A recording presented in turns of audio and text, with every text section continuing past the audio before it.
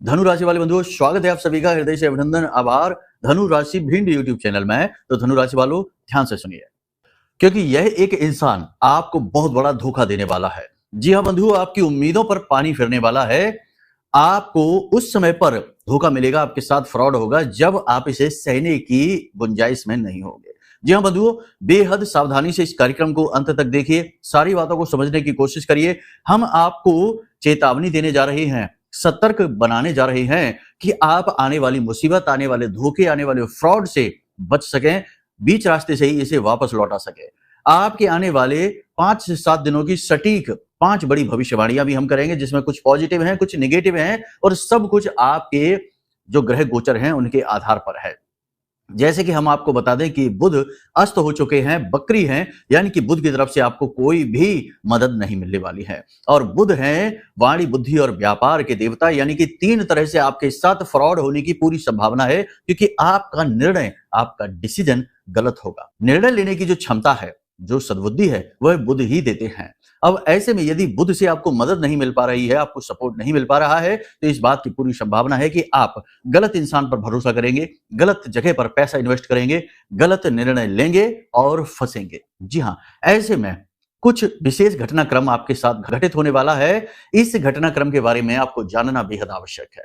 सारी बातें बिल्कुल सटीक तरीके से आपको बताने वाले हैं, एक एक करके हर एक बात को गहराई से समझाएंगे और हर एक भविष्यवाणी के साथ आपको एक सलाह भी देंगे, ताकि आपका श्रेष्ठतम मार्गदर्शन हो सके। केवल समस्या बता देना ही काफी नहीं होता है, उसका समाधान भी देना चाहिए, यही एक गुरु का कार्य भी है।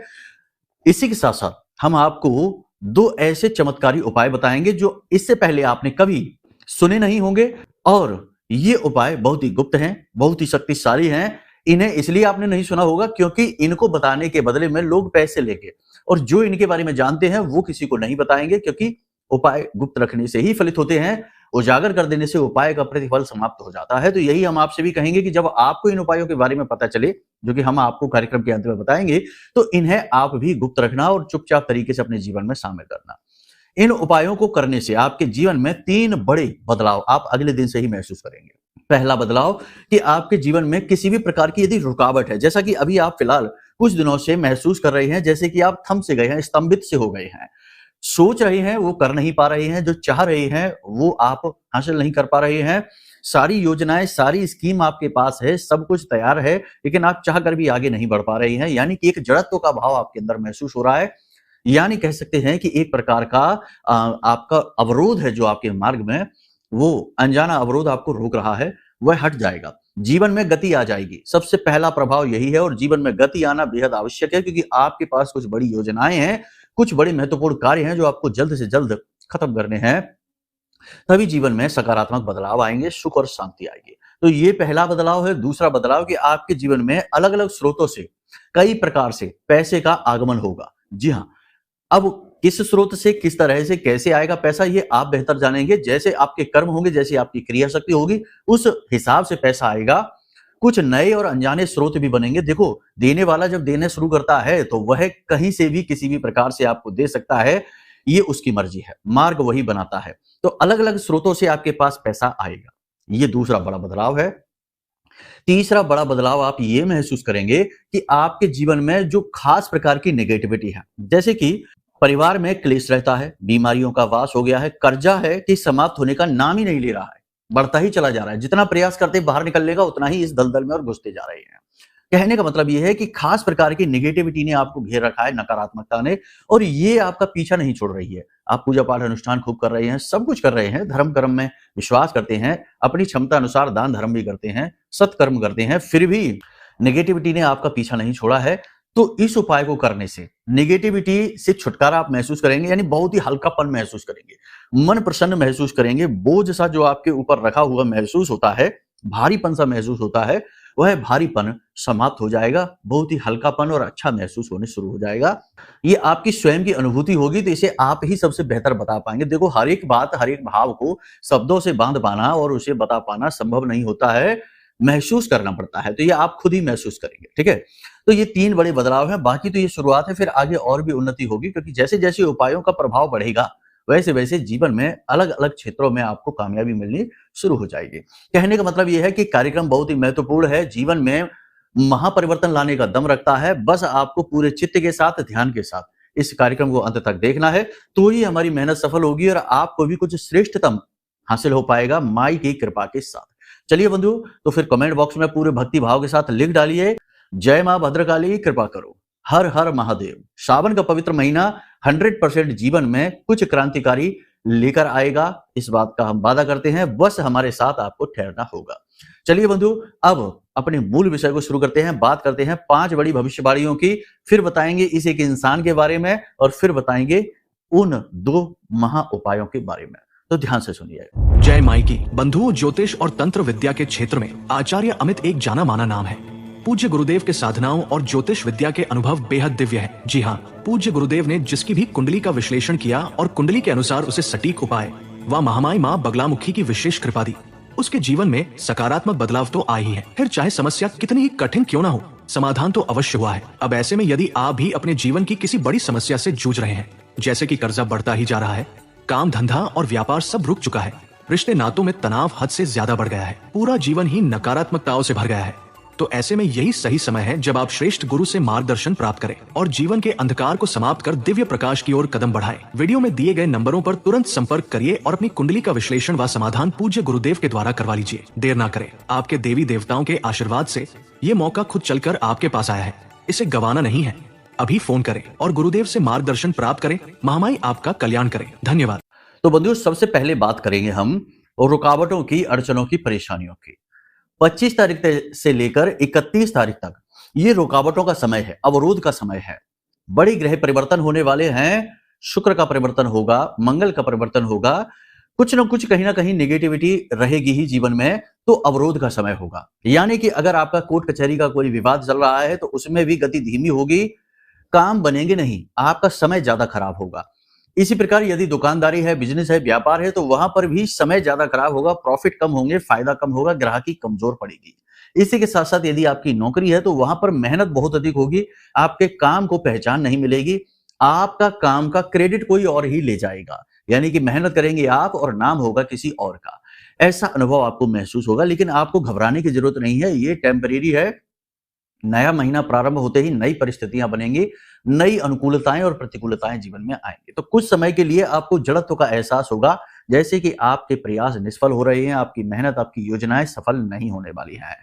तो यहां पर आपको 2-3 तरीके से इस चीज को लेना है। पहला तो कि आपको जब मेहनत सफल होती ना दिखाई दे तो और अधिक आध्यात्मिक होना है, पूजा पाठ अनुष्ठान, या फिर आप एक काम कर सकते हैं कि जैसा कि सावन का महीना भी चल रहा है, अनुष्ठानों का महीना है, पूजा पाठ का महीना है, तो ऐसे में आप किसी विशेष दैवी शक्ति का कोई विशेष अनुष्ठान कर सकते हैं। आगे हम आपको बताएंगे भी कि एक अनुष्ठान विशेष है जो आपको बहुत अधिक फल देगा इन 5 से 7 दिनों में। तो आप 7 दिन का एक अनुष्ठान कर सकते हैं, इसके विषय में आगे हम आपको बताने वाले हैं। इस अनुष्ठान का जो प्रतिफल है या यूं कहें कि पुण्य है, वह इतना अधिक है कि जैसे ही आपके जीवन में बदलाव आएंगे, यानी 7 दिन के बाद आपके जीवन में एकदम से चमत्कारी बदलाव आने शुरू हो जाएंगे, गति आनी शुरू हो जाएगी। अब इस समय को आपको बड़ी ही गंभीरता के साथ, धीरता के साथ गुजारना है और अपने स्वयं के गुरु बनना है। लोगों से कम चर्चा करें, लोगों से ज्यादा बात न करें, बहसबाजी हो जाएगी, विवाद खड़े हो जाएंगे, झगड़ा हो जाएगा, आपके मन में तनाव की स्थिति बनेगी। बेहतर ये होगा कि लोगों से काम की ही बात करें, जितनी जरूरी है उतनी बातें करें, ज्यादा फालतू बातें करके अपना समय खराब ना करें और अपने आप पर पूरा ध्यान दें, एकाग्र रहें, अपने काम पर, अपने जीवन, अपने स्वास्थ्य पर ध्यान दें, यही सबसे महत्वपूर्ण बात है।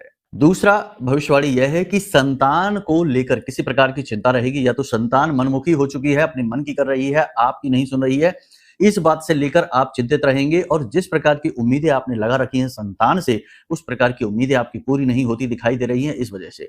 मतलब कहने का यह है कि यह जो 5 से 7 दिन का समय है, यह संतान के प्रति आपको चिंता का भाव देगा, नकारात्मक भाव रहेगा।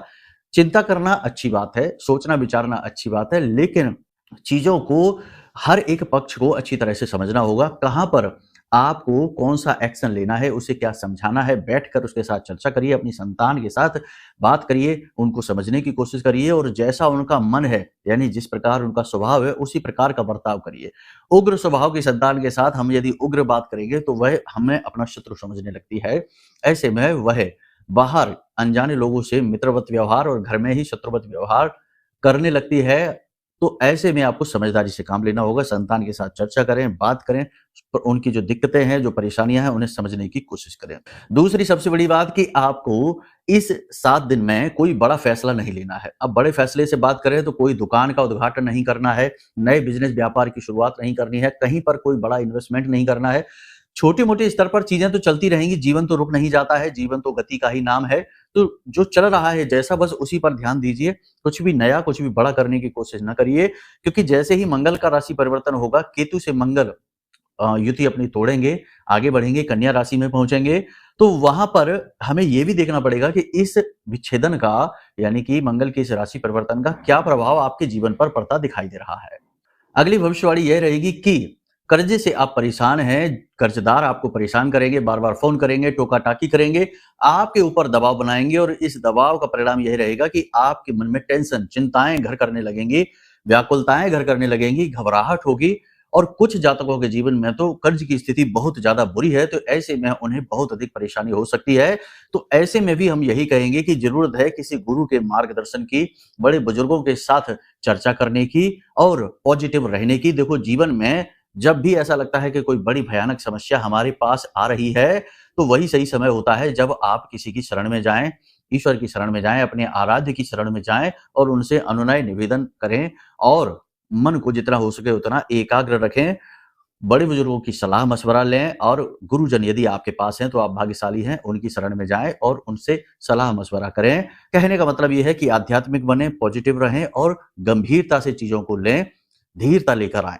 धैर्य को अपने बनाकर रखें, अधीर ना हों, छोटी-छोटी बातों को दिल से ना लगाएँ और परिणाम जो हो सकते हैं, उन परिणामों को सोच-सोच कर परेशान ना होते रहें, क्योंकि कभी-कभी होता ये है कि हम तो सोच रहे हैं कुछ और ही परिणाम होगा और निकलता कुछ और ही है। जितना नकारात्मक नहीं होगा, उससे भी ज़्यादा नेगेटिव सोच-सोच कर हम यूँ ही परेशान हो रहे होते हैं। तो कहने का मतलब ये है कि वास्तविकता को समझें और अपनी किस्मत अपने भाग्य पर भी छोड़ें। भगवान किसी को कष्ट दे सकते हैं, लेकिन किसी के जीवन को नरक नहीं बना सकते हैं, अगर आपको उन पर पूर्ण विश्वास है तो। बात अगर अविश्वास की है, आप ही मालिक अपने जीवन के बने बैठे हैं, तो करते रहिए चिंता। चिंता करने से कुछ नहीं होता है, होगा वही जो ऊपर वाले ने लिख रखा है। किसी प्रकार की कारोबारी यात्रा हो सकती है, प्रोफेशनल जर्नी आपकी हो सकती है। लाभ तो आपको मिलेंगे इस यात्रा के, लेकिन इस यात्रा में कठिनाइयाँ भी बहुत रहेंगी, धन खर्च हो जाएगा, स्वास्थ्य को लेकर परेशानियाँ उत्पन्न हो सकती हैं। अपना ख़्याल विशेष तौर पर रखें, पैसे को अधिक प्राथमिकता ना दें, अपने स्वास्थ्य को ज़्यादा प्राथमिकता दें, समय से खान-पान करें और यात्रा में अपनी सुविधा का विशेष ख़्याल रखें। सुविधा को बचाने के चक्कर में, धन बचाने के चक्कर में अपने आप को और ज़्यादा असुविधा में ना फँसा लें, ये सबसे महत्वपूर्ण है, क्योंकि कभी-कभी आप हद से ज़्यादा कंजूस भी हो जाते हैं और ख़ास तौर से अपने ही मामले में आप कंजूस होते हैं। दूसरों के मामले में तो आप खुलकर धन खर्च करते हैं दूसरों को खुश करने के लिए, लेकिन जब नंबर आता है आपका अपना, तो आप वहाँ पर कंजूसी दिखाने लगते हैं और यहीं पर आपको परेशानी उत्पन्न होती है।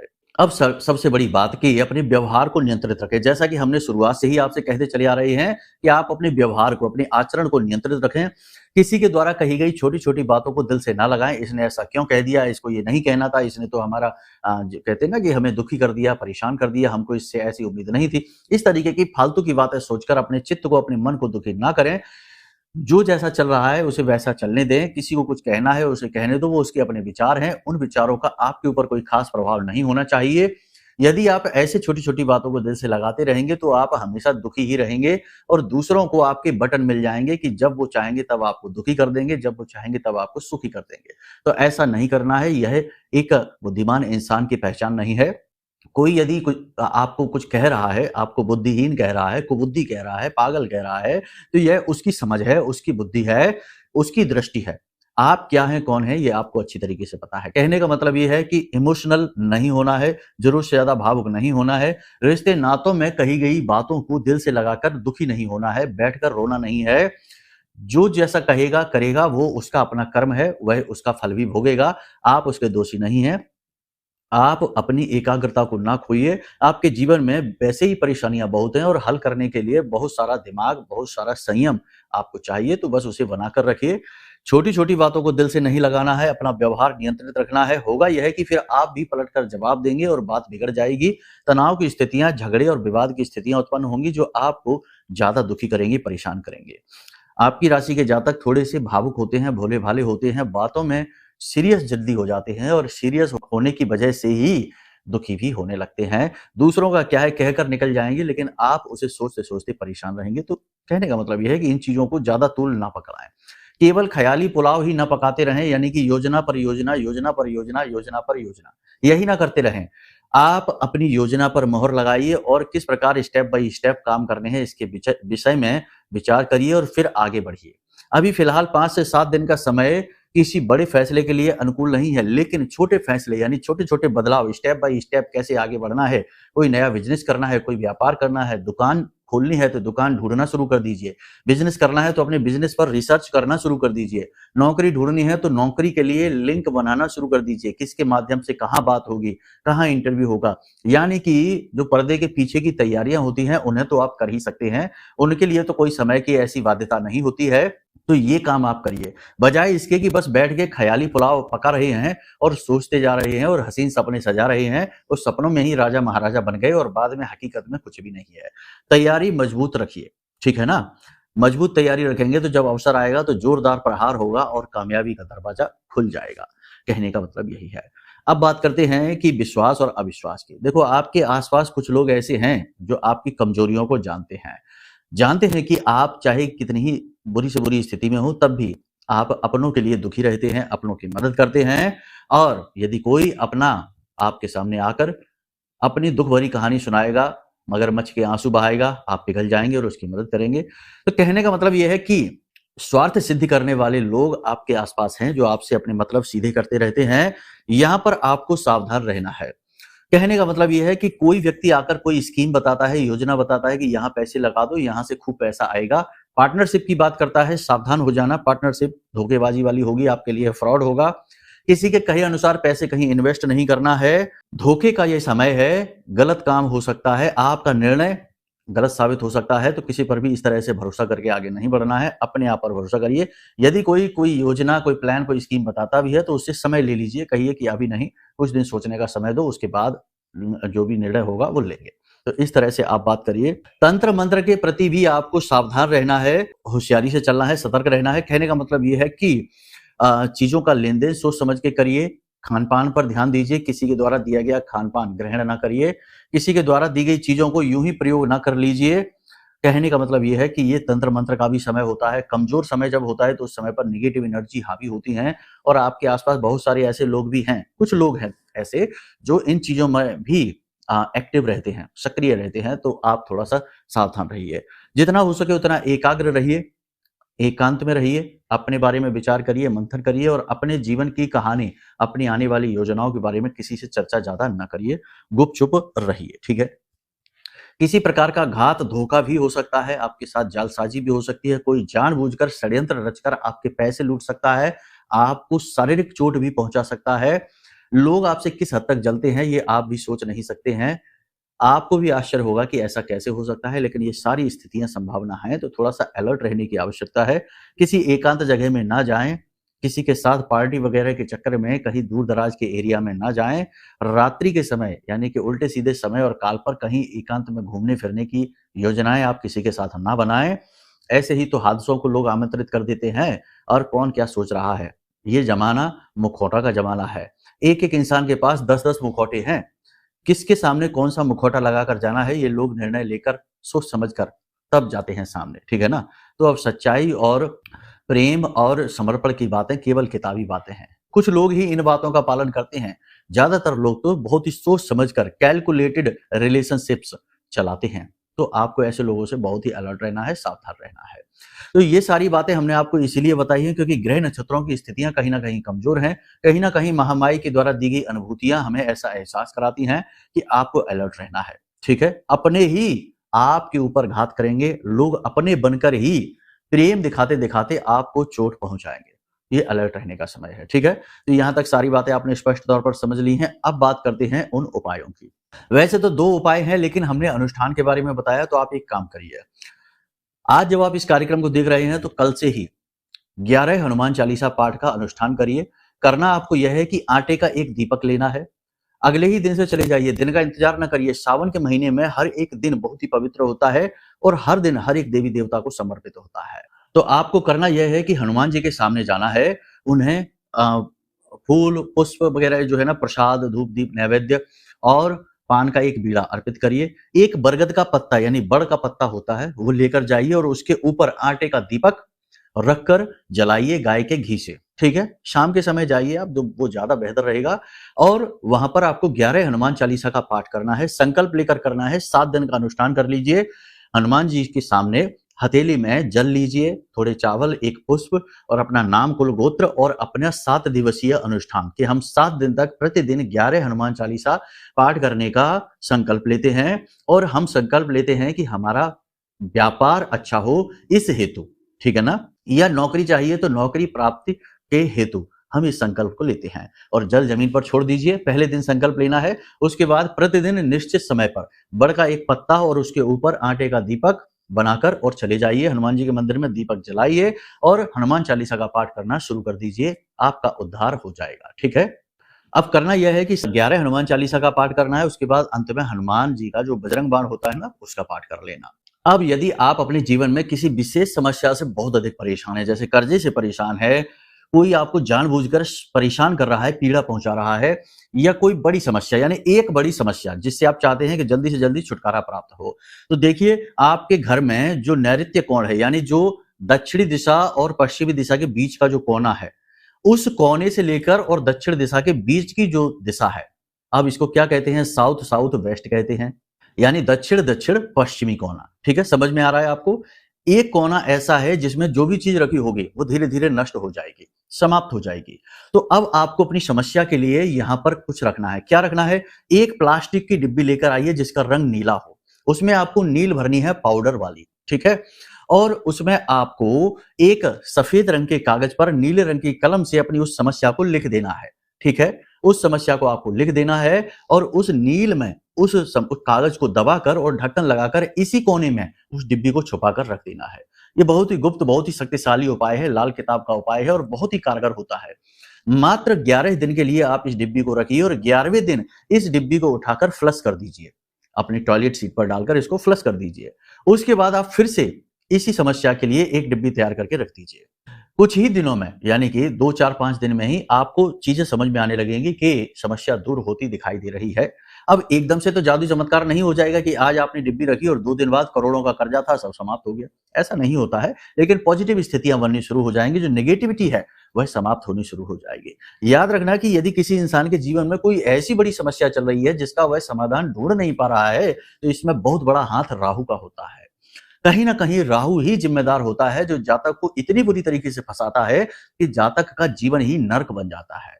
इसलिए ये राहु से जुड़ा हुआ बहुत ही गुप्त, बहुत ही शक्तिशाली उपाय है। इस उपाय को आप करके देखिए, फिर हमें बताइए कि आपको कैसा महसूस हो रहा है।